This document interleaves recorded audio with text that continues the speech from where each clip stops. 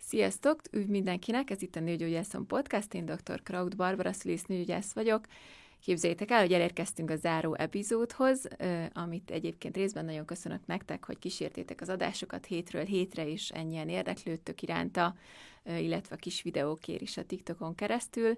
A mai adás lesz talán számomra a legkülönlegesebb, hiszen nem csak egy szülésznőgyógyász kolléganőt köszönhetek ma itt nálam, hanem egy kétgyerekes anyukát, a Magunkról című könyvnek a szerzőjét, illetve ennek az Instagram oldalnak a kitalálóját és íróját, és nem árulok el nagy titkot, hogy kicsit ilyen példaképem is a Julcsi tulajdonképpen, úgyhogy nagyon hálás vagyok, hogy eljöttél, de ezről majd mindjárt beszélünk.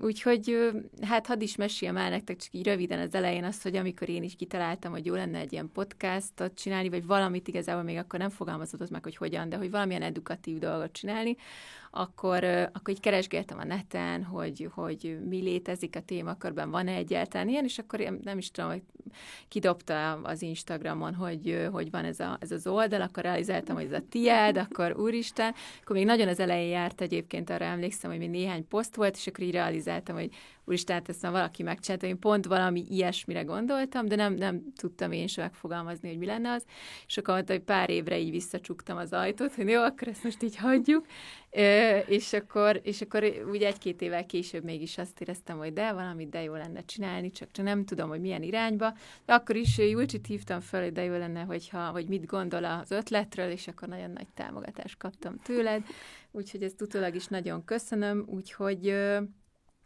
köszönöm, hogy eljöttél. Ugye dr. Benkovics Júlia, szülésznőgyógyász szakorvos, szoptatási tanácsadó a mai vendégünk. Akkor, ahogy említettük, a Magunkról című ilyen edukatív nőgyógyászati könyvnek a szerzője, illetve az Instagram oldal kitalálója vagy. Szóval szerintem vissza lehet magadra röviden. Mindezt anyukáként jól elpirultam, Barbie. Tök menő. Na, köszönjük, meghívtál, Barbie. Köszönöm, hogy itt vagy. És akkor hát kezdjük is azzal, hogy a mai adást egy picit így nyilván nem egy ilyen szakmai, belássuk magunkat az endometriózis meg a PCO diagnosztikájával végre, hanem arról egy picit, hogy milyen nekünk, egyrészt milyen volt nekünk ez az egész terhességszülés dolog, én jelenleg is éppen benne a mélyébe, a 33. hétbe, kismamaként, és hogy milyen egyáltalán ez a szakma, így anyukaként, meg szülésznőgyászként, szóval, hogy arra gondoltam, hogy ilyenekről beszélgettünk ma, mivel általában nem tudom, hogy te hogy vagy veled, engem állandóan ezekkel a kérdésekkel bombáznak, hogy te szülésznőgyász vagy, és akkor tényleg így nőket vizsgálsz, így egész nap, vagy hogy nem? Tehát, hogy ez ilyen klasszikus. De, tényleg valamiért szoktak még csodálkozni. És vizsgálod magad? Igen, és te magadat ultrahangozod? Hát, a hüvelyével még nem próbálkoztam, de a hasi megvan mindig. Szegény Benedeket szerintem hetente megnéztük, amikor nőtt a hasam, mert annyira el voltam képezve, hogy mennyire zseni, hogy tényleg nő, és tényleg meg tudom nézni, hogy minden szervéről van otthon egy kis ultrahangfotóm. Úgyhogy igen, szerintem nagyon izgi ez, hogy interakcióba kerülhetsz a saját testeddel. Én általában nem tudok neki ellenállni. Amit tudok, azt így kipróbálom magamon. Nagyon kíváncsi vagyok, hogy milyen érzés. Neked van olyan, amit azért kipróbáltál ki, mert simán csak így kíváncsi voltál rá, mondjuk egy fogamzásgátló, vagy... Persze, klasszikus. Persze, a hormonális spirál volt az egyik hiány, mondom, hát jó, akkor ezt nézzük meg, ez annyira jó találmány, annyira zseniális, hogy akkor ezt próbáljuk ki. Szerintem én vagyok a 1-10 millióból, aki allergiás reakciót sikerült rá reagálni, ami egyébként csak ilyen kis kiütésben jelentkezett, de egy 3-4 hónap volt, mire rájöttem, hogy ez valószínűleg attól volt. Úgyhogy azért majd még fogok vele tenni egy próbát szülés után egyébként, vagy egy gyermekvállalási szándék lezárta után, de hogy voltak persze, tehát hogy én így abszolút mindenben kipróbáltam, de tudod, ez a mindenben, tehát lézeres szőrtelenítésre menjünk erre-arra, tehát hogy egyébként ilyen elég ilyen minden irányból, nekem is a kíváncsiság az benne van, de szerintem akik így szeretik a biológiát, meg az ilyen természeti dolgokat, meg az élettant, meg nem tudom, az emberi testet, azok úgy unblockáltában kíváncsi emberek. Igen, úgy indul nekem. Az összes nőgyógyász barátnőm azt meséli, hogy már gyerekkorukban se bírták, tudod, amikor van egy vízhólyagod, akkor akiből később úgy sebész lesz, meg nőgyógyász, az nem bírja ki, hogy ne operálja meg, és neki áll megcsinálni. Igen. Szerintem van egy ilyen experimentális hajlama annak, aki végül biológiával, meg emberi testtel foglalkozik, hogy mindent meg akarsz nézni, meg ki akarod próbálni. Igen. Úgyhogy igen. hát terhesség nekem ennek kapcsán iszonyú izgalmas volt, hogy végre nem csak beszélek róla, hanem végre kipróbálhatom. És ez nekem tök más volt, mint amit az előtte való években mondtam a nőknek, hogy milyen lesz, mert azt tanultam, hogy milyen lesz. És egy csomó minden volt, amin így elképettem. Mi volt a legjobban ilyen? Vagy mi volt, ami így hát nagyon... nem tudom, hogy meglepő, tehát a szülés volt a legdurvább nekem, a legdurvább meglepetés. De az, hogy annyira fáj? Vagy melyik rész? Hát nekem teljesen más érzés volt, mint amit tanultam, hogy mit mondjunk a nőknek, hogy milyen érzés a szülés.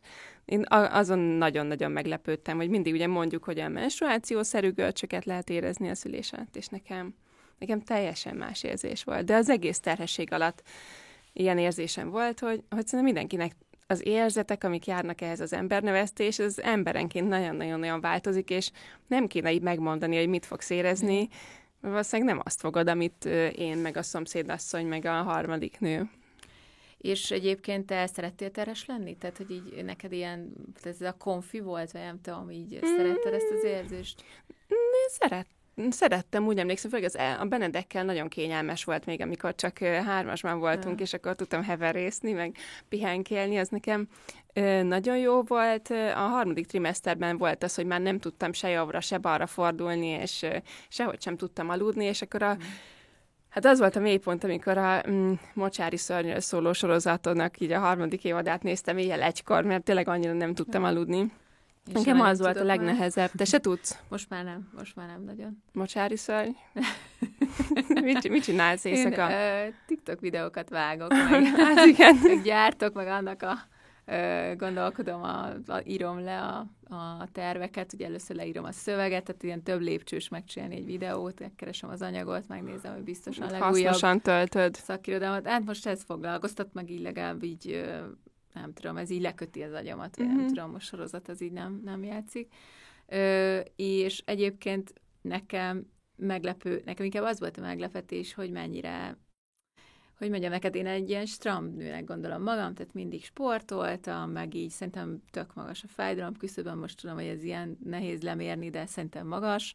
Többször operáltak, több mindennel, mindig tök jól bírtam, én már aznap felálltam, mentem, engem nem ágytálazzanak, tehát én a terhességet, tehát én tényleg, tehát hogy én nem szeretek terhes lenni. Én röviden ezt szoktam mondani a kismamáimnak, és egyébként nagyon-nagyon sokszor jön ez a fajta, így látom ezt a fajta megkönnyebbülést, hogy tehát hogy ő sem, csak hogy ezt így mivel nem mondjuk ki így női társadalmakban egymásnak, erről nehogy beszéljünk, hogy egyébként ennek mennyi kellemetlen oldala van, és most nem tudom, székrekedésről beszélek, hanem tényleg, hogy meg nem a striákról, hanem hogy tényleg nem tudsz így ura lenni a testednek. Nem tudom, én szeretem azt a fajta kontrollt, hogy el tudom dönteni, hogy mit szeretnék enni, mikor, hogy simán, ha úgy alakul a nap, hogy éhez nem kell x órát, akkor vagy egy ügyeletbe, akkor az így sima liba, az, hogy akkor megyek el WC-re, amikor már nagyon kell pisilni, vagy ezeket mind nem lehet. Az, hogy nem tudok aludni, nekem az alvás az egy ilyen nagyon sarkalatos pont, hogy jól tudjak aludni.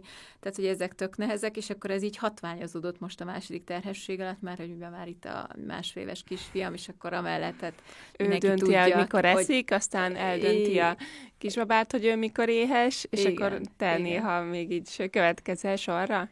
Hát ilyesmi, igen, és hogy tényleg az van, hogy például tök érdekes az is, hogy az első terhességnél még így nagyon, így, ahogy mondod, hogy ilyen chill, meg sokat lehetett feküdni, meg így lehetett pihizni, meg ott minden reggel a zöld smoothival indult a nap, a kollagénecskével benne, és ezen a terhesség alatt rá sem tudok nagyjából gondolni a smoothie-ra, tehát hogy így megiszom, de hogy nem, tehát hogy így nem jön magamtól, hogy de jó lenne, és akkor ettől bűntudatom van, hogy azt a gyereket mennyire egészségesen tápláltam, ezt meg gyakorlatilag cukorra letettem, ami lehet, hogy sok gyümölcs egyébként, de ettől még nagyjából, tehát hogy ez szénhidrátot eszik ez a gyerek, de azt is, tehát hogy valahogy nem is kívánok gyakorlatilag mást. Ugye szerintem ezt te is sokszor hallod mástól, nem? Hogy rengeteget beszélünk arról, hogy mit és hogyan kéne enni, megmozogni, és ennek is van egy ilyen hatás, hogy mindenki így ül, hogy bemerjen vallani, hogy párizsis kenyeret eszek 1,5 hónapja. Hogy tényleg, főleg az első trimeszterben azért a legtöbb nőnek van egy ilyen preferenciája, hogy inkább ropi, meg perec, meg chips. Azért én is néhány McDonald's-os trippet a Benedekkel megengedtem magamnak. Hát igen, tudjuk, hogy mit kéne enni, de ez nem mindig sikerül. Igen. Szerencsére a sportot azt tudom tartani, meg az úgy valamennyire jól is esik. Nyilván az, hogy az első gyermeknél nekem még az komplikálta a helyzetet, hogy ott volt egy ilyen görcsöléses kontrakciókkal teli hét, én kórházba is feküdtem a saját osztályomhoz, az egész egy ilyen horror történet volt, és az érdekes, hogy nem igazán találtunk ennek okát, és egyébként végig görcsöltem az utolsó pillanatig, ugye ilyen beszerium is felkerült, ami a mészájnak a rövidülését segíti megakadályozni, és alapvetően kihordtam a barnust, és tök rendben volt, és egészséges volt, de hát ott volt egy-két hét, amit nem kívánok senkinek átélni, amikor hogy milyen gyógyszereket. Amikor a kórházban. Hát meg a gyógyszerezés még utána hetekig, meg az, hogy csak fekvés, az, hogy tényleg az ott, hogy jó, akkor most itt nem kellünk fel a kanapéről, és akkor heteket ott tölteni. Én, aki addig heti 4 rendeltem 4 különböző intézményben, és mellette szülés vezettem utolsó pillanatig, meg szóval, hogy ez nagyon nem volt az én világom. És mondjuk lekopogom ezen a terhesség alatt is, érdekes volt, ugyanúgy keményedek egyébként, csak most nem veszünk róla tudomást nagyjából. Hát most már ismerősebb, nem? Hogy ez van, nálam ez valami fene se tudja, mi erre sose jövünk majd rá Szerintem ez nekem is volt, meg elég sok nőnek van, főleg nekem az a tapasztalat, hogy a vékonyabb típusú nőknek az izma ilyen aktívabbak, és... Nem, nekem a méhem, tehát hogy ténylegesen kontrakcióba kerül percekre, és olyan jobb napokon fél óránként, rosszabb napokon 15 percenként. Tehát igen, azért ez jó fárasztó. Ezzel is fáraszt, igen, éjszaka is, tehát tök mindegy, hogy pihenés, tök mindegy, hogy sport, úgyhogy ez mondjuk így meg lehetne fejteni, de már ennek elengedtem. Sokat olvastunk utána, igen, nem de tudom, milyen jó, hogy most receptoriális, mész, ez egy picit rövidül, de mindegy, szóval ebben nem is annyira akartam belemenni, csak az, hogy ez sem annyira kellemesebb része, de nyilván van, aki tényleg tök jól éli ezt, meg ugye azt a részét, hogy mozog, meg hogy ott növekszik, meg cuki, meg minden, de én azért úgy vagyok vele, hogy még hogyha tehát egyszerűbb, hogy bent van, és ott így táplálva van, meg csöndbe van, meg de hogy egyébként, amikor kint van, akkor már azért nekem így könnyebb olyan szempontból, hogy már nem annyira a testem szolgálja ki. Kicsit megkönnyebbülsz, nem így, amikor szülészként így végre megkaparintod azt a kis teremtményt, hogy már nem csak az ultrahangon lehet nézni. Nekünk szerintem nem a fizikai oldala, meg ez, amit mondasz, hogy milyen nehéz az, hogy valaki másért egy picit így oda kell adnod a napjaidat. Nekünk az volt nagyon nehéz, hogy azért úgy vizualizáltuk az összes létező terhességi komplikációt magunk előtt. Ugye nekem a férjem is szülész, úgyhogy ami 10 000-ből egyszer fordul elő, ugye gondolom neked is ez van, hogy hát mi azt is láttuk. Igen. És tudod ugyan, hogy hát a matek az nem ilyen, meg kis kockázatú terhes vagy, de azért mi nagyon sokat szorongtunk azon, hogy minden rendben legyen. Mind a ketten? Aha, igen. Egyébként talán főleg Dávid, hogy én úgy éreztem azt, hogy én jól érzem magam, és biztonságban érzem magam, és hogy azért úgy tűnik, hogy minden jó irányba halad, de ő neki kívülről nehezebb volt elképzelni, hogy most akkor ott tényleg minden oké. Nekünk azért volt iszonyú jó, amikor megszülettek a gyerekeink, hogy itt, na jó, akkor elengedhetjük ezeket az emlékeinket arról, hogy milyen terhességi komplikációkat láttunk már. Nekünk ez a része volt nehezebb, és nyilván ez is másodszor azért könnyebb volt, amikor már láttuk, hogy hát... Ez már egyszer sikerült. Igen, hogy hát azért igen. És a szülésnél ez nem volt furcsa, hogy te is szülész, vagy ő is szülész, és akkor ott megy a CTG gép, és akkor vajuttok, és nem tudom, tehát, hogy nyilván ez, hogy ott van még egy harmadik kolléga, akiben így megbíztok, az tök fontos, meg az jó, de hogy egyébként nem tudom, ez így azért biztos furcsa lehetett bizonyos szempontból, mert valahol egyszer hallottam egy ilyen nyilatkozatodat, amiben mondod, hogy így próbáltad azért ott a CTG-t kizárni, és tényleg úgy a szülést mátélni, megélni, de... Igen, eleinte, amikor még csak készültem a szülésre, akkor azt hittem, hogy ez rohadt nehéz lesz, hogy én ne legyek jelen szakmailag, egy csomót gondolkoztunk, hogy az én otthonomban, a Délpesti Kórházban szüljünk, vagy a Dávid otthonában, ugye a Jánosban, hogy mindkettőnek láttuk az előnyét, és aztán azért engedtem el, hogy ilyen családi, kollegális környezetben szüljek Délpesten, mert attól tartottam, hogy ott nem tudom majd kikapcsolni a szakmai énemet, és nézem majd a CTG-t, meg főzök egy kávét, és akkor átmentünk inkább a Jánosba, vagy hát ott kikapcsolok, és akkor ott mindenki csinálja a dolgát, én meg csak kismamaként vagyok jelen. És aztán utána hát az a helyzet, hogy amikor így beütött a szülés, és így felültem erre a hullámvasútra, akkor totálisan hidegen hagyott a CTG, és tök jó volt, hogy tudtam, hogy aki ott van, az nézi helyettem, és nekem most nem ez a feladatom. Úgyhogy nagyon-nagyon sokat lamentáltunk ezen, hogy ki fogok-e tudni kapcsolni, de a szülésnek azért megvan ez a elég király tulajdonsága, hogy ő azért így ki tud kapcsolni, és tényleg lefoglalja az agyadat. Igen, úgyhogy nekem ez nagyon jól sikerült, hogy szerencsére a szakmai agyam az el volt foglalva a szüléssel. Hát ugye nálam ez egy kicsit, ez a része meg ugye, hogy én nem szültem hüvely úton, ez egy ilyen tök más élmény, és neked, hogyha egyébként így, tehát azért, én ott voltam az első gyermeket születésnek a napján, én dolgoztam, hogy én emlékszem arra a napra, és emlékszem, hogy ott volt egy pont, amikor nagyon határon volt, mert Benedek viszonylag nagy volt, vagy legalábbis nehezen jött át, vagy valami, és itt a végén nagyon-nagyon határon volt, és ott már vagy valami 2 órás vajudás volt, be voltál már edázva, és emlékszem, hogy jött így a Dávid, hogy hát, nagyon rezzeg a léc, hát, nagyon, és akkor ott egyébként neked az, hogy mondjuk császár lett volna, az bármiféle ilyen, azt csak így nem tudom, így kíváncsi vagyok, hogy neked bármiféle csalódás, nem. Te is biztos tudod, úgy, hogy akkor van egy császármetszésed, és nem sokára lesz még egy, hogy ezért szülészként pontosan tudod, hogy nem érdemes elhatározni, hogy te mit szeretnél. Ez az igazi klasszikus, hogyha szeretnéd megnevettetni az Istent, akkor mindenképpen meséld el neki a terveidet. Igen. Ez maximálisan igaz a szülésem. Mi is úgy mentünk be szülni, hogy én oda teszem, ami van, és lesz, ami lesz, és történjen, aminek tudod, tökéletesen boldog lettem volna egy császármetszéssel is. És nem tudom, hogy neked ez milyen élmény, mert hogy nekem a hüvelyi szülés az tök jó, hogy ez így csekk, hogy ezt kipróbáltam, van egy csomó tapasztalatomra, nagyon örülök, hogy erről tudok beszélgetni, de a szívem egyik fele egy hangyányit bánja, hogy a császármetszés élményét viszont nem ismertem meg, és ezáltal van egy olyan dolog, amit nem éreztem még magamon, amit viszont azok a nők, akikkel együtt dolgozom, éreznek. Úgyhogy velem végig is volt ez, hogy végig is akárhogy is végződik, tök jó tapasztalat, meg izgalmas mind a kettő, és hogyha jól vagyunk mindketten, akkor nekem ez így totálisan rendben van. Na, én ugyanezt érzem a szüléssel kapcsolatban. Tehát ugye egy ilyen utolsó pillanatig tartó dilemma volt, ugye az én férjem meg sebész, úgyhogy ő is ugye, ő már eleve úgy állt hozzá, hogy hát nem lehetett egy császár, hát hogy egy mű operáljunk, de egyébként nem, tehát nyilván támogatott volna a hüvelyi szülésbe bármivel, csak hogy valahogy így, ugye, mert ő operatív szakmában van, és valahogy én is így az alapvetés az volt, hogy egyszer nem tudtam elképzelni, hogy hüvelyúton szüljek, pedig az én anyukám például 3 szült, mi 3 vagyunk testvérek, egyébként tulajdonképpen simán, nyilván az elsőnél nagyon hosszú útval jutott, másodiknál már picit kevesebbet, a harmadiknál meg már nagyjából kipottyantam.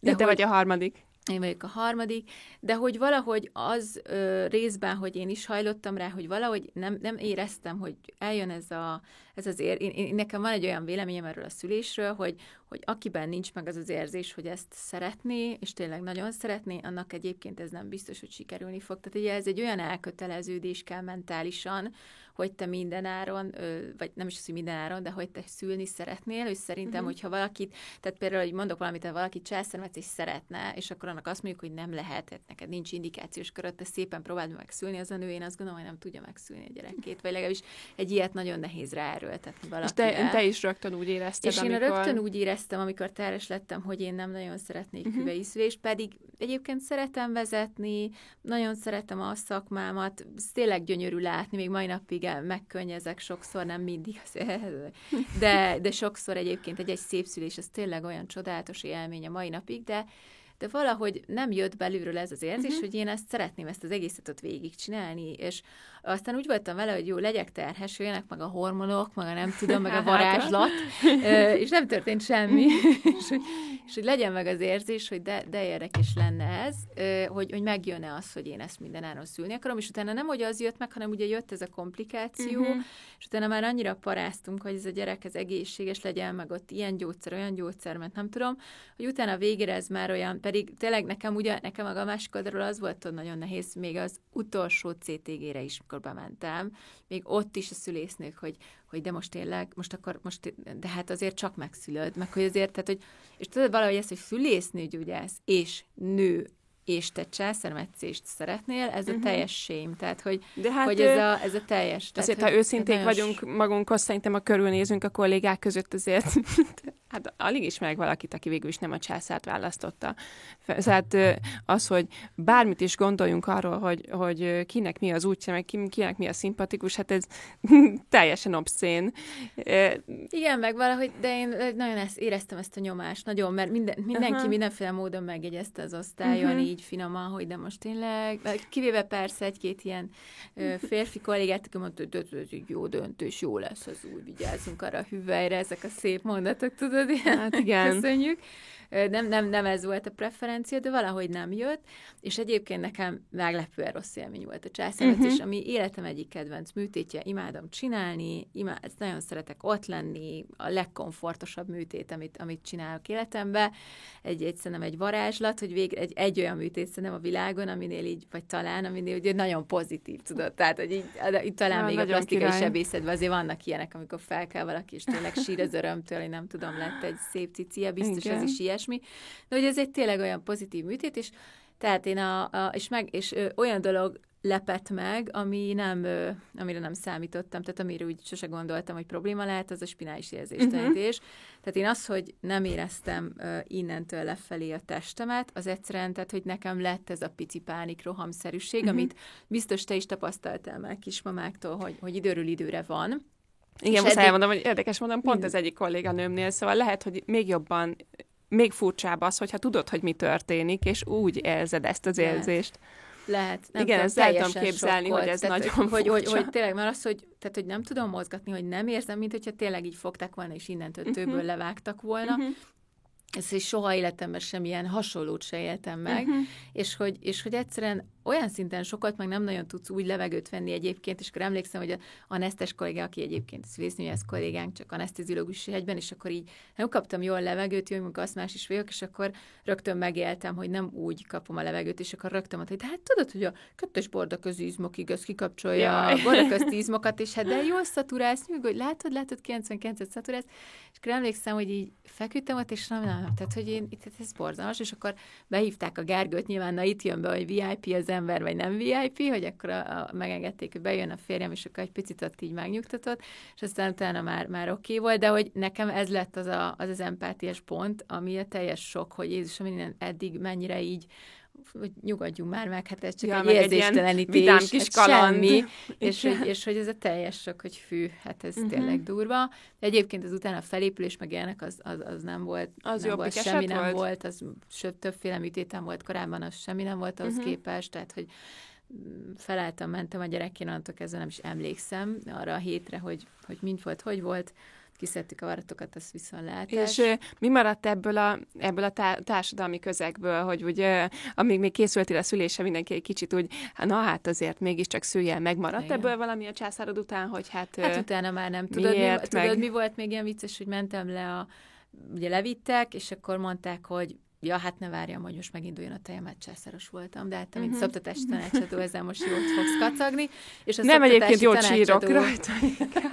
Igen, most a szoptatási tanácsadó jött oda, jól emlékszem, azt hiszem, már nem tudom, hogy hát, hogy ezt ne is várjuk, és akkor anyukám nem nagyon tudott szoptatni minimálisan, meg ilyen elég komoly emlőgyulladást kapott tanul, és akkor erről volt egy ilyen családi mementó, vagy nem tudom, és akkor bennem tényleg az volt, hogy hát én ne is várjam, hát aznap ömlött. Tehát nekem így azonnal volt tejem. Akkor beszéltünk is, hogy kb. Szerintem azt kérdezted, igen, hogy így mit csináljál, meg így hány percenként lehet etetni, mert... Egyből volt, és akkor emlékszem, hogy így mondta, hogy Jézusom, hát... De hogy így az, de teljes sokkoló, hogy tegnap este még zuhanyoztam otthon, és hát én meg nem nyomtam, hogy ott van-e valami, meg mi a franc ez, és akkor másnap ott álltam, hogy itt így a cicimre rakták, és hogy így eszik, és hogy jön belőle, és akkor így mi van? Ez a szoptatás, az egészítezés sokkoló volt, ez is. És végül milyen élmény volt maga a szoptatás?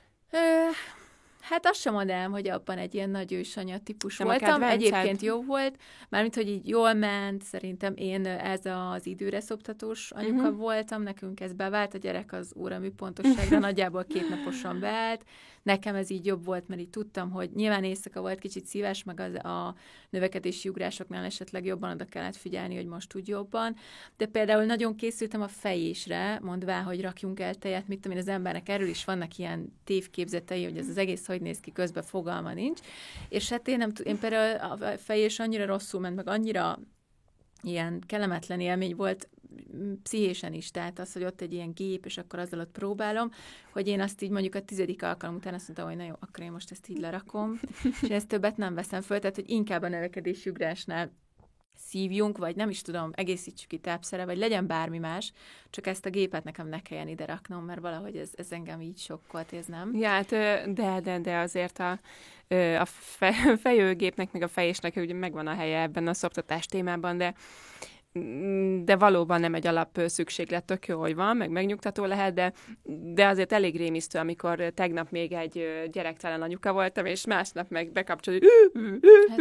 Úgyhogy nagyon, nagyon sok nőt ez elrémít, és hát nekem sem volt a kedvencem, de én is az első nap után úgy döntöttem, hogy hát tulajdonképp miért is raknám tele tejjel a mély hűtőt, hogy aztán behabarhassam vele fél év múlva a zöld borsó főzeléket, úgyhogy én is erről nagyon hamar letettem. De ez nekem is érdekes volt, hogy miután ugye végig kalandoztuk ezt, hogy akkor hüvei szülés, és belengedjük magunkat, és nagyon sokat készültünk, és nagyon-nagyon jó szülésünk volt utána. Én is első gyerekes anyaként, meg orvosként, szülésznőgyászként halvány lila dunsztom nem volt róla, hogy mi ez az egész szoptatás történet, és akkor jöttem rá, hogy nekem szülészként ezt azért esetleg kellett volna tudnom az elmúlt években, és csak hát ugye, hát te is tudod, hogy mennyit tanulunk a szoptatásról, hát semmit. Tegyem erre, édesanyja, rendben van. Lázas valaki nem, már, akkor... ha belegondolsz, ott nem is találkozol már azért alapvetően a kismamáiddal. Hát jó, de hát a biológia. Igen, hát szóval azt érzed, fogalmunk hogy sem volt. De nagyjából se nem nagyon szűrjük az emlőket, se nem nagyon operáljuk, se nem nagyon tudunk semmit a szoptatásról, tehát egy kicsit ez egy ilyen én idegen szerv, és mindenki azt hiszi, hogy hát az emlő az így a szülésznőgyászakhoz tartozik, és akkor mindig szoktam mondani, hogy radiológus szűrje, sebész operálja, és egyébként nem sokat tudunk róla szülészként. Jobb lenne, ha ez nem így lenne. Igen, a szoptatásról legalábbis a szülőszobán azért szerintem kéne tudni ezt-azt. Úgyhogy ezért hát gyorsan én megtanultam ezt a szoptatás dolgot, hogy minél kevesebb ember járjon úgy, ahogy te jártál, meg ahogy én jártam, hogy ahogy rögtön megszületik a kisbabánk, rögtön kapunk néhány külső tanácsot, meg véleményt arról, hogy mennyi tejünk lesz, mikor, és ez elegendő lesz-e, vagy nem. Úgyhogy, hát igen, ez nekem is nagyon furcsa volt ez a szoptatás téma az elején, hogy mennyire fogalmam sincs róla. Aztán úgy végül is nekem is egy jó élmény lett, meg tök jól benne, de az első napok a totál bizonytalanságban, amíg ugye mondták, hogy ne számíts rá, meg akkor jöjjön a tápszer, meg mindenféle, az azért igen. Szerintem az nagyon nehéz.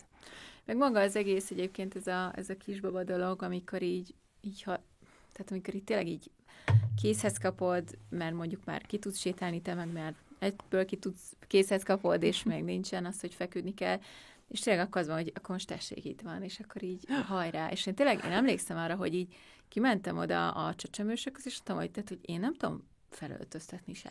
Tehát, hogy én ezt a pelenkázás sztorit se értem, mert hogy azt még úgy csak láttam, hogy ez ilyen tanulóképes vonal, de mondom, öltöztetni egy ilyen pici kart, és akkor hogy? És akkor aranyos volt ott egy ilyen igazi régi vágású, ilyen mackó típusú, ilyen nagyon régi csecsemős nővér, szerintem 25 éve ott van Jánosban, és akkor a gyerek kicsikémet megmutatom. Ja, mindenki azt hiszi, hogy ilyen szoros viszonyban vagyunk, de hogy velük igazából csak ez a sziasztok, jó reggelt, jó ét, tehát ugye nincs olyan szoros kontakt a csecsemős nővérekkel, mit tudni, mert hogy alapvetően ott nekünk már annyira nincs dolgunk, tudod, kisbabákkal. Igen, milyen jól jön, amikor mégiscsak. Igen, és akkor itt is ilyen én idegen volt az egész, és akkor emlékszem, hogy öltöztettem, mint egy ilyen darab rongyot, ott a gyereket jobbra-balra doválta a kis testájait, és akkor mondta, hogy nyugi, ez a kisbaba, ez nagyon türelmes baba lesz. És egyébként ott tényleg egy kicsit ott mondott egy ilyen jó jóslatot, mert tényleg a világ legtürelmesebb babája volt, és majdnem mindig is lehetett öltöztetni, meg mindent csinálni vele, mindenhol menni, és egy nagyon nyugodt, kiegyensúlyozott kis fickó lett, és ez akkor is már így mondta, úgyhogy ez egy ilyen jó élmény volt, hogy mondta, hogy kicsikém, nem lesz vele gondod, ez nagyon nyugodt kisbaba. Még az előbb nagyon szerettem volna megkérdezni, csak aztán elkalandoztunk, hogy miután így elmesélted, hogy azért ez tudatos döntés volt a császármetszés, és utána teljesen megérkeztél ebbe a döntésbe, hogy most, hogy készülsz a másodikra, és tudod, hogy alakult az első, most hogyan készülsz testileg a császárra? De jó kérdés. Hát nem várom. Igazából ennek ellenére, hogy tudom, hogy nem volt vészes sem a felépülés, tényleg semmi. A spinált, azt most se várom. Kicsit bízom benne, hogy így, hogy már megvan az élmény, így nem lesz olyan rossz. De alapvetően nem mondanám, hogy annyira... Tehát, hogy maga azt tudod, az a tudat, hogy... De szerintem ez szülői szülésnél is valószínűleg így van, hogy ott meg az a tudat, hogy ezt majd ki kell még egyszer nyomnom magamból ezt a lényt.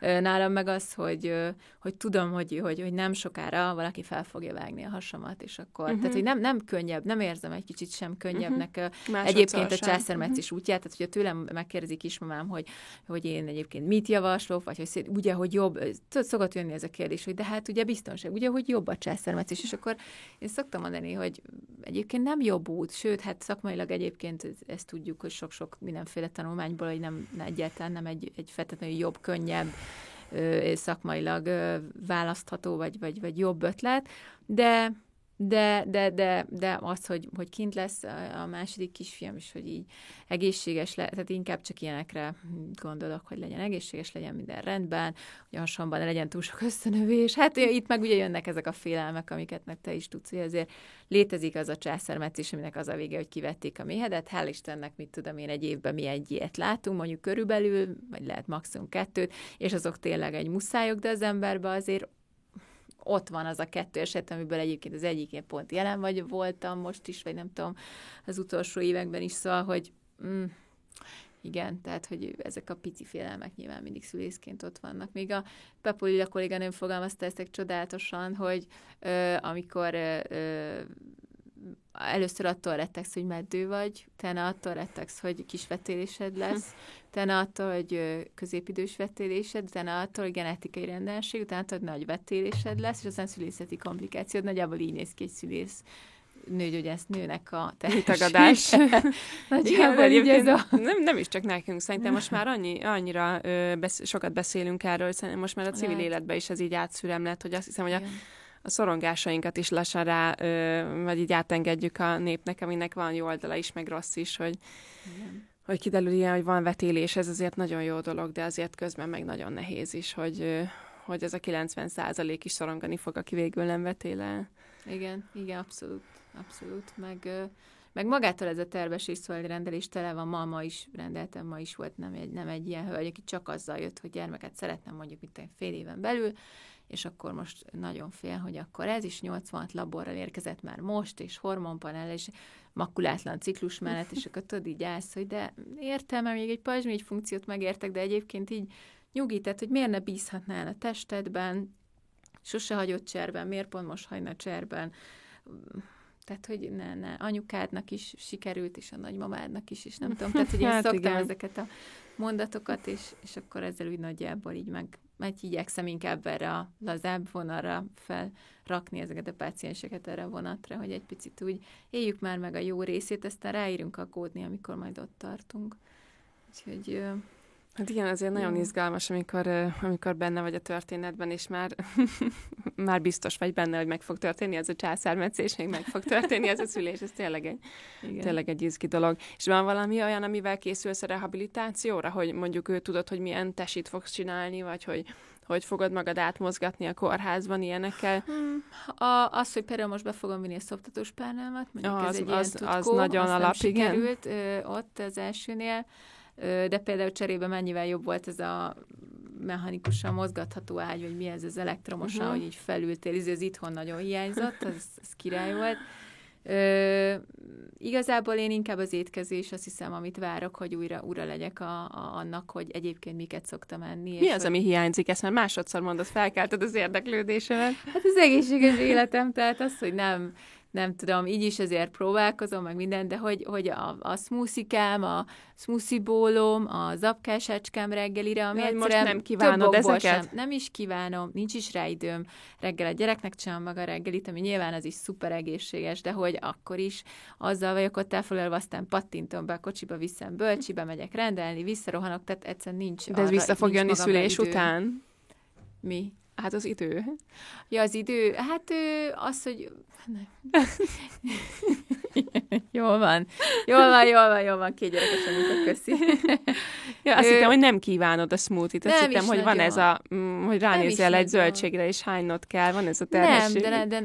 Nem hánynom kell, de tényleg nem. Ha elém rakják, jó, köszi, meg ilyen vega ebédeket szoktam nyomni, de egyébként nem igazán kívánom, amennyire a barnusnál egyáltalán semmilyen édesség, meg ilyen a szénhidrátot se nagyon kívántam érdekes módon, tehát ott nagyon ment ez a nagyon klasszikusú borka, cékla, leültem, és amíg a Gergő elintézett egy telefont, addig én egy üveg céklát szakumpúderben nyomtam, hiszen letette rám vizet, és ezt most jól láttam, és úgy mondom, hát lehet, addig ezzel a gyerekkel így inkább tényleg ez a most kapjunk be egy picit csokit, akkor utána nem tudom, ígyunk egy kis almalevet, de igazából nem tudom, úgy semmit se kívánok, inkább így mondanám, hogy most nagyon ez a nincs meg, hogy mit igazából. És tudod, hogy mi lesz az első dolog, amit meg fogsz enni, hogyha megszületett a kisfiad? Hát ott annyit tudok, hogy nincs ilyen, amitől én egyébként kizárnám magamat most. Annyit tudok, hogy ott nagyon elrontottam azt a részt, hogy nem, ugye ott reggel bemész szétgyomorra, és én ott nagyon elfelejtettem cukrot fogyasztani, meg úgy mindent, meg úgy inni, meg nem tudom. Úgyhogy kétszer nem sikerült felkelnem a császár után, és akkor most nagyon az volt a terv, hogy ez arra nagyon oda fogok figyelni, hogy így a cukrosat, meg egy picit úgy, hogy a szénhidrát, mert szerintem tényleg alacsony volt a cukrom, meg a vérnyomásom, meg nem ittam, és nem tudtam felkelni, hogy most azért összekapjam magamat ott 6 óra alatt, és tehát egy előtöltéssel készülsz. Hát, hogy igen, hogy odafigyelj, tehát tényleg egy kekszet nem kaptam be este 6-ig, és az ott érződött, amikor próbáltam. De hogy 6-kor mentetek be a műtőbe? Nem, reggel délelőtt volt a műtét, csak hogy este 6-ig sem tudtam felállni. Pedig ugye mit tudom én, valahogy úgy jön ki a matek, délután 2-3 körül fel lehet állni, úgyhogy... Barbie, még azt szerettem volna kérdezni, hogy amikor én az első kisfiammal lettem terhes, akkor nagyon emlékszem erre az időszakra, hogy szülésznőgyógyászként így követem a ciklusomat, és próbálom belőni, hogy akkor most mikor kell babát készíteni, és rögtön 5 perccel az együttlét után behalúzom, hogy terhes vagyok. Emlékszem erre az időszakra, amikor szuper fókusz volt a tervbeesésen, és emlékszem, hogy annyira mindig azt gondoltam, hogy ebben a hónapban biztos összejött, hogy utána felküldtem az ügyeleti szobában, és így néztem a hasamat, és googliztam, hogy ki tudják szimatolni a kutyák, hogy terhes vagyok. Lehet, hogy a frontérzékenység nő terhesen, hogy akármennyire is mindent tudtam a tervbeesésnek az alkimiájáról, valahogy mégis ez a felfokozott érzelmi állapot simán csinált belőlem egy ilyen babonás őrültet. Nálad milyen volt a tervbeesés? Emlékszel erre? Hát ez más volt mind a kettő. Az első gyermekemmel nekem volt tehát mikor eldöntöttük, hogy akkor most szeretnénk, és akkor hajrá, akkor tudom, hogy azért annyira én nem voltam annyira, nekem van egy ilyen nagyon mély belső bizalma, mindamellett, hogy szülészként tudod azt a sok problémát, de volt egy ilyen belső mély gondolatom, hogy én termékeny vagyok. Ez szerintem részben nagyon, hogy nagymamám 9-szer volt terhes, amiből egyébként 2 gyermeke született, és azok nem betérések voltak, egyébként ez sokat elárulok arról a hétről, tehát hogy olyan termékeny anyukám is nagyon könnyen esett terbe, tehát hogy valahogy volt bennem egy ilyen, hogy ez így generációsan nálunk nem probléma, annak ellenére, hogy egyébként tök szabálytalan ciklusommal mindig is az volt, nem PCO van mögötte, nincs egy egészségtelen életmód, tehát ez a nem tudjuk, ez csak úgy van, és hát én is az a klasszikus eset vagyok, akinek kislánynak azt mondták, tinédzsernek az első nőgyászati vizsgálatánál, amikor 2 éve nem jött meg, csak éppen azt mindenki elfelejtette megkérdezni, hogy te egyébként heti 8-9 edzést tolsz le, és egyébként gyümölcsön élsz nagyjából és vizen, 50 kilósan, és hogy esetleg ez így közrejátszhat-e, meg az anémiád, meg nem tudom.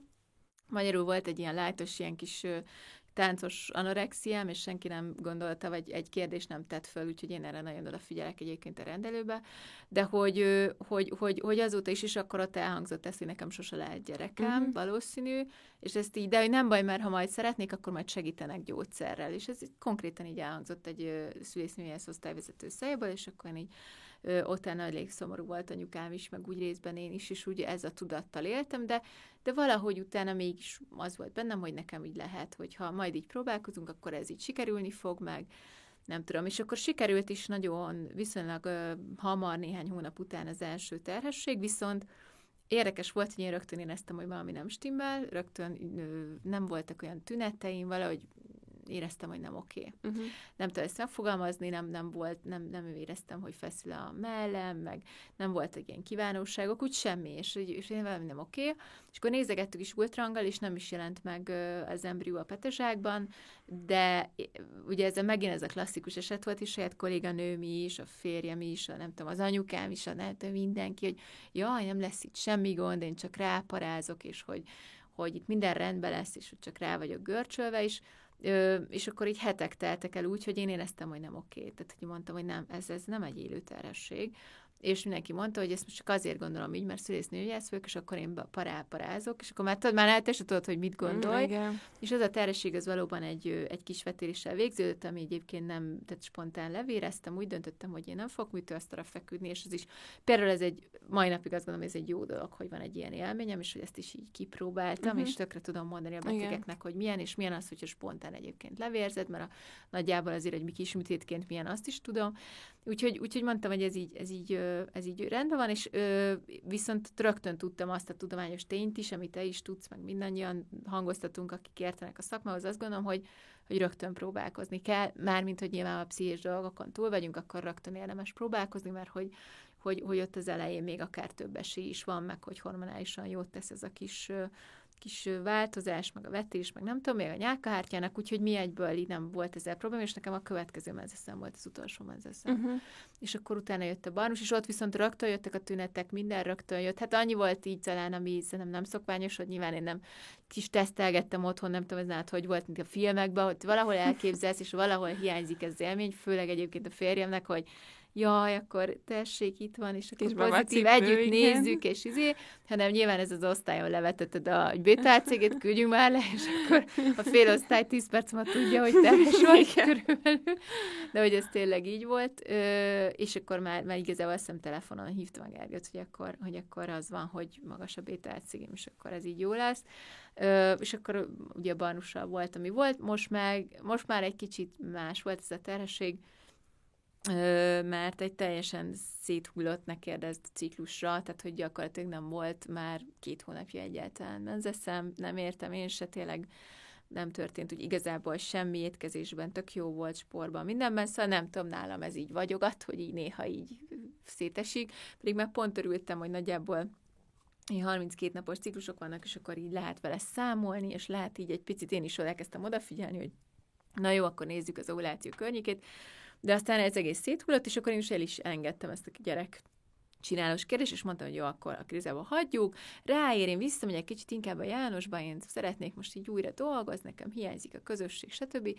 És akkor nem jött meg, és akkor azért úgy benned van, hogy végülis úgy, jó, hát végülis lehetsz terhes. Hát most mindannyian tudjuk, hogy technikailag, elméletileg bármikor lehetsz terhes menzesz alatt is, tehát akkor csináljunk egy tesztet, ami negatív lett, úgyhogy akkor tök megnyugodtam, de 2 hét múlva még mindig nem jött meg, és pont jött hozzám tanulni az egyik rezidens leányzó, hogy akkor hogy is kell magárendelni, mint hogy néha beszoktak hozzám járni, és akkor mondta neki, hogy de fél már úgyis régen volt a rákszűrésem, egyrészt vegyük már le, mert nyilván Schuster cipője az mindig lyukas, tehát hogy 2 éve nem volt rákszűrésem, shame, és hogy egyébként meg egy ultrahanggal nézd már meg, mert hogy tudom én már mióta nem jött meg a menzeszem, és az égélte világon semmit nem láttunk, csak egy viszonylag vastag nyálkahártyát, és gondolom, hogy de jó, akkor most már meg fog jönni végre. De úgy mondom, biztos valami cisztám van, vagy mi a francért nem jön meg most már tényleg.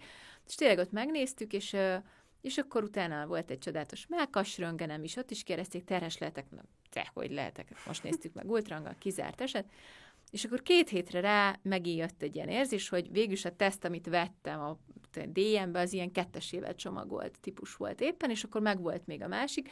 Kicsit az volt velem, hogy mindegy, most ellövöm ezt a másodikat, én nem hiszem, hogy terhes vagyok, nem érzek semmit, igazából egy nagyon durva tünetem volt, tehát ez is ég és föld volt a 2 gyerekkel, az egész terhességem ég és föld minden, tehát hogy a kívánóságtól kezdve a tünetekig tök más, és hogy itt a második gyerekkel itt inkább nagyon, tehát amennyire az elsővel semmilyen hasi panaszom nem volt, tehát ilyen bélpanasz, nem puffadtam, nem fájtasom, nem volt székrekedésem, ezzel a gyerekkel az első pillanattól kezdve így majd meghaltam, úgy puffadtam, tehát hogy már majdnem az volt, hogy egy ilyen, ha nem is tükrözés, de hogy valamiféle ilyen gastroenterológus irányba megint el kéne menni, mert ez most már nem normális.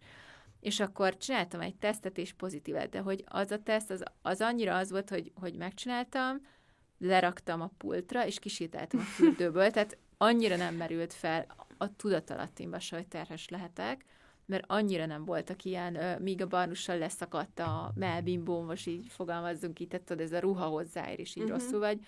Ezzel a terhességgel egy fél percre nem éreztem a 9 hónap alatt és ilyet. Mikor mentél vissza a fürdőbe? Hát egy 2 perc, mondom, úristen, ott hagyta, hogy a gyerek be fogja kapni a tesztet, meg akkor épp az a korszak volt, amikor mindent így nézzünk meg, és vegyünk szájba. És visszamentem, és ránéztem, és így, hogy most ezt így, de hát most néztük meg, és akkor úgy realizáltam, hogy minden így összeállt, hogy én ezért pufadok ennyire, ez a bajom mostában már. Én tehát tényleg azt gondoltam, hogy kicsit ilyen depressziós is vagyok már, hogy ilyen alvászavarok. Tehát, hogy úgy minden összeállt, hogy én most basszik, ez egy terhességi tünetek, csak nem olyan, mint a barnusat, tehát amikor így leesik az egész tantusz, hogy mi történik a testedbe, de azért ezen mai napig röhög a férjem, hogy szülésznőgyógyász szakorvos doktornő nem annyira vette észre, hogy terhes. De hát egyszerűen mai napig, úgyhogy nyilván utolsóm ez lesz off, fogalmunk nem volt, úgyhogy én ott abban a percben hívtam a Pepulia kollégámat, hogy na, akkor most szia, dolgozol, és tök véletlenül ő volt az ügyeletes, mondom, akkor most lemegyek, mert tehát, hogy extrám van, tehát, hogy ez így valami nem oké, mert hogy sokat fáj a hasam, nem, tehát mondom, legalább azt zárjuk ki, hogy nem méhen kívüli terhesség, mert hogy itt ez nem lehet normális, és lerohantam, és ott volt egy 6 hetes gyerek. És milyen érzés volt? Akkor hát nyilván akkor meggyörült, hát ilyenkor már látod ott a dobogó szívet a képernyőkkel, mondom, úristen, tehát akkor tényleg, hát akkor most ezt igen, akkor pont 2 hete, pont 4 hetesen láttuk, pont amikor még nem látsz petezsákot se, és pont ott találtuk, tehát egy nappal se előbb vagy később, vagy nem tudom, hogy mondjam.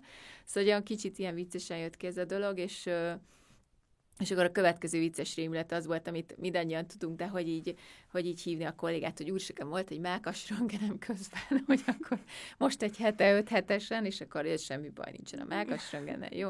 Oké, tehát hogy néha az ember így tényleg kicsit ilyen átkapcsol ilyen betegben, néha így nem tudsz úgy szakmailag, nem tudom, a saját testeddel, néha nem. Igen, amikor felülsz a vonatra, akkor néha úgy megy veled, és jobb nem kívülről nézni. Szerintem még profitálsz is belőle, ha néha megéled a terhességedet ilyen szakmai felhang nélkül. Akkor neked ezek szerint ez sikerült, ezt az első heteket? Azt abszolút, igen. Na jól van, hát szerintem úgy nagyjából kiveséztük, meg nem akarok egy ilyen extra hosszú, még azt hiszem, hogy a végtelenség lehetne ezekről az élményekről beszélni, meg érdekes is ez, hogy milyen ez nekünk. Remélem, hogy másoknak is érdekes lesz, és nagyjából azokat körbejártuk, ami másokat is foglalkoztat, egy mezei nem nőgyógyász anyukát, és más irányból, úgyhogy köszönöm, hogy Julcsi, hogy eljöttél, és hogy elfogadtad a meghívásomat, és akkor majd esetleg a következő évadban is csinálunk valamit, tehát a szülészeti lesz az évad, úgyhogy... Jöhet a gyermekágyas része következő évadban. Azaz, úgyhogy köszönöm, hogy jöttél, és akkor hát minden jót, meg mindent neked. Köszönöm szépen, jöhettem. Szia! Köszönöm szépen, hogy itt voltatok velünk az első évad során, ez a záró epizódunk. Igyekszünk egy második évadot is tervezünk, ami nagyrészt a szülészeti témákat fogja körbejárni a genetikai vizsgálatoktól kezdve a szülészeti szövődményekig. Úgyhogy tartsatok velünk, hogyha ezek is majd érdekelnek. Sziasztok!